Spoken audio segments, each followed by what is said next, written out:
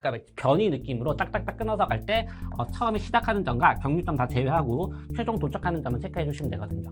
작도를 하라 그랬을 때 이렇게 이제 작도하기도 한다. 그래서 이제 오피셜한 용어로는 얘를 평행사변형법이라 그러고 얘를 삼각형법이라 그러는데 본질적으로는 같은 내용이죠. 왜냐면은 요 틀 자체를 이렇게 평행사변형 틀을 연장해서 완성시켜 보면은 이 그림과 이 그림은 다를 게 없단 말이죠. 뭐 이해가 되시죠? 자, 이를 바탕으로 벡터의 연산 체계에 대해서 보도록 하겠습니다. 자, 벡터의 연산.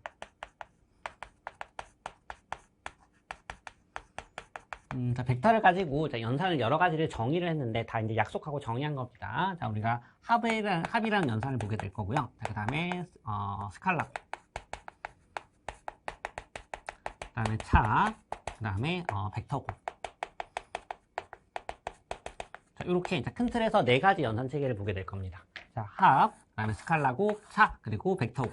참고로 벡터곱 같은 경우에는 요 내용이 많아서 우리 다음 차 시간에서 보게 될 건데, 벡터곱은 또 두 개로 나뉩니다. 자, 하나가 여러분들이 잘 알고 계시는 내적, 그 다음에 또 다른 하나가 외적, 이렇게 돼서 뭐 디테일하게는 한 5개 정도의 연산 체계가 있다라고 보시면 되는 거예요.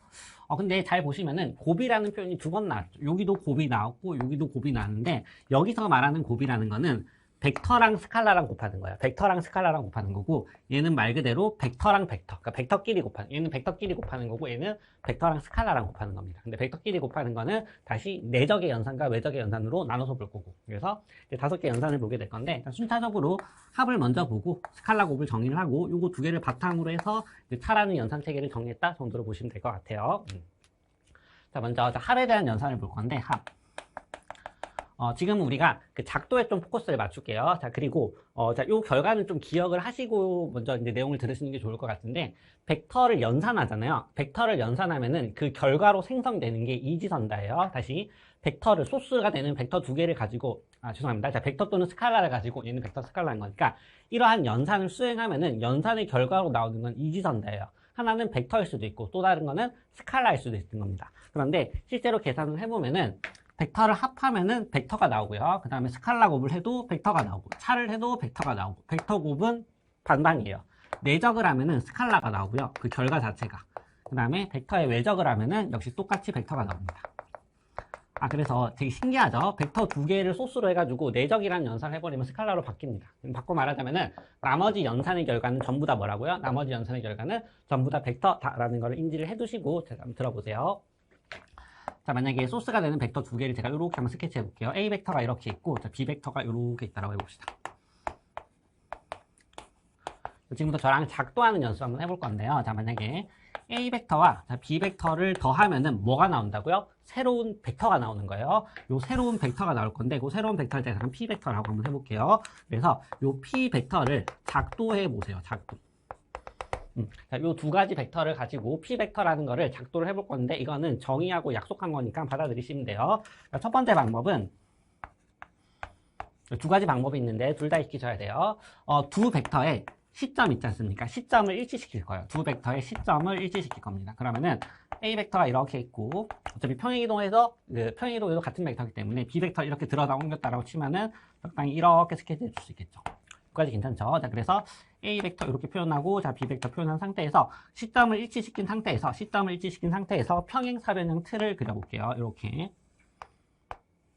이렇게 그린 상태에서 여기서부터 출발하는 대각선 벡터 있죠.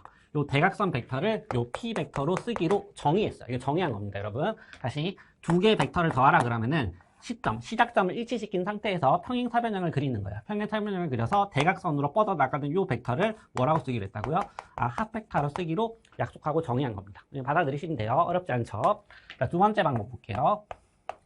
저는 개인적으로 첫 번째 방법, 두 번째 방법 둘 다 거의 반반의 비중으로 쓰거든요. 그래서 둘 다 잘 알아두셔야 되는데, 이번에는 어떻게 할 거냐면은 하나의 벡터의 종점과 다른 벡터의 시점을 일치시킬 거예요. 그러니까 시점을 일치시키는 게 아니고 하나의 벡터의 화살표 끝이랑 다른 벡터의 시작점을 일치시킬 겁니다. 그래서 예를 들어서 A 벡터를 이렇게 스케치를 하고, 그 다음에 B 벡터를 여기다 같이 얹을 건데, 아까는 시점을 일치시킨 상태에서 했는데 이번엔 그게 아니고 여기 A 벡터의 종점이죠. 그 다음에 A 벡터의 종점에다가 B 벡터의 시점을 갖다 붙일 거예요. 그러면은 이렇게 그려지겠죠.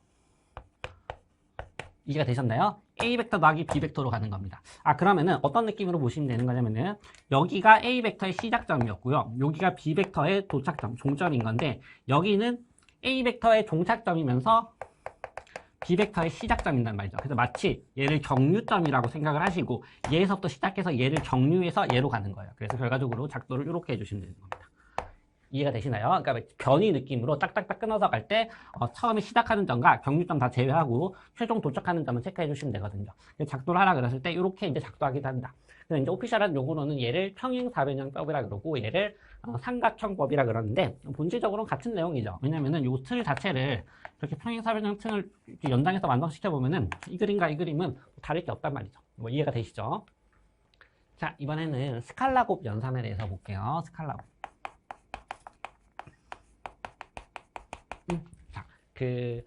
제가 아까 말씀드린 그 각각의 연산의 그 결과가 뭐가 생성되는지는 일단 좀 외우고 가시는 게 좀 편할 거예요. 어차피 다 정의된 거기 때문에. 스칼라 곱 연산의 결과는 뭐라고요? 벡터라 그랬죠. 그래서 이것도 그 결과를 만들어내면은 새로운 벡터가 나오는 거예요. 예를 들어서 표현을 어떻게 하냐면은 소스가 되는 벡터를 이렇게 만들어내고 여기다 말 그대로 스칼라를 곱할 거예요. 스칼라를 제가 K라고 한번 해볼게요. 이 벡터에다가 스칼라를 곱하면은 결과가 뭐가 나온다고요? 벡터가 나온다고요. 그래서 새로운 벡터가 나오는 건데 지금부터 뭐 할 거냐면은 얘를 소스로 해서 어떤 K 값이 주어졌을 때 얘를 한번 작도해 볼게요. 지금 뭐 하시는지 이해가 되시죠? 그래서 뭐 예를 들어서 A 벡터가 이렇게 있다라고 쳐봅시다. A 벡터가 자, 이렇게. 자, 한시 방향으로 가는 자, 이런 A 벡터가 있는 상태에서 지금부터 뭐 할 거냐면은 이 K에다가 구체적인 숫자들을 한번 넣어 볼게요. 첫 번째로는 만약에 2A 벡터. 두 번째는 2분의 1의 A 벡터. 세 번째는 뭐 루트 3의 A 벡터. 네 번째는 마이너스 A 벡터. 다섯 번째는 마이너스 2A 벡터. 이거 다 뭐 한 거죠? A 벡터를 소스로 해서 스칼라 곱이라는 연산을 한 거예요. 그럼 연산의 결과는 벡터가 나온다 그랬죠. 그래서 각각의 결과는 새로운 벡터가 나오는 거예요. P1 벡터, 요거 P2 벡터, 요거 P3 벡터, 그다음 요거 P4 벡터, 요거는 P5 벡터. 뭐 하신지 따라오시죠. 그래서 지금부터 제가 요 5개의 벡터를 이거를 베이스로 해서 제작을 한번 작동을 한번 해보도록 하겠습니다.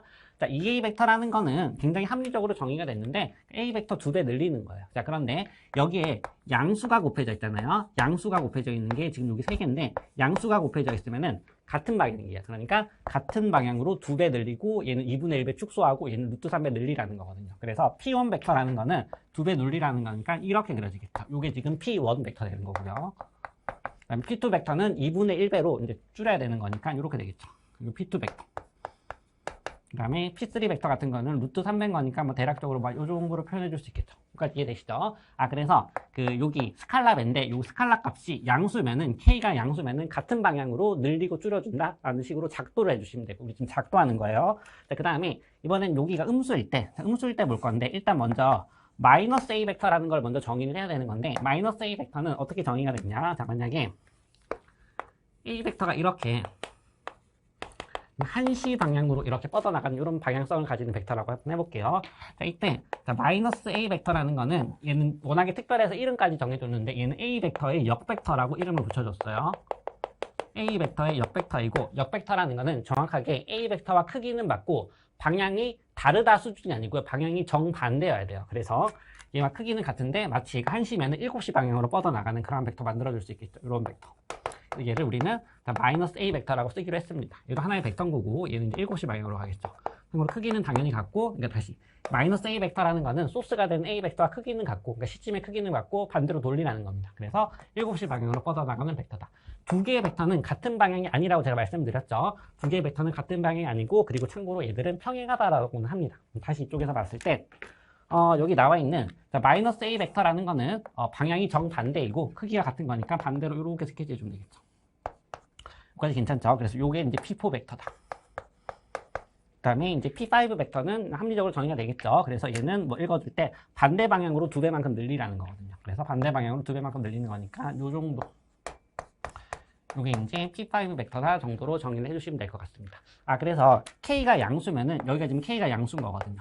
K가 양수면은 같은 방향으로 확대 축소를 하는 거고 그 다음에 K가 음수면은 반대 방향으로 확대 축소를 하는 겁니다. 그런데 용어를 하나 정의를 했는데 이 두 개를 다 싸잡아서 뭐라고 얘기하냐면은 벡터가 다 평행하다라고 얘기해요. 다시 그러니까 지금 얘와 얘는 같은 방향, 얘와 얘는 같은 방향인데 얘와 얘는 평행하고 얘와 얘는 반대 방향인데 얘와 얘는 평행하다라고 이름 붙여줬다고. 그 다음에 얘와 얘도 평행하다. 얘와 얘도 평행하다. 다시 같은 방향, 반대 방향인데 전부 다 뭐라고 읽어주기도 한다고요? 두 벡터가 평행하다라고 이렇게 정의를 했습니다.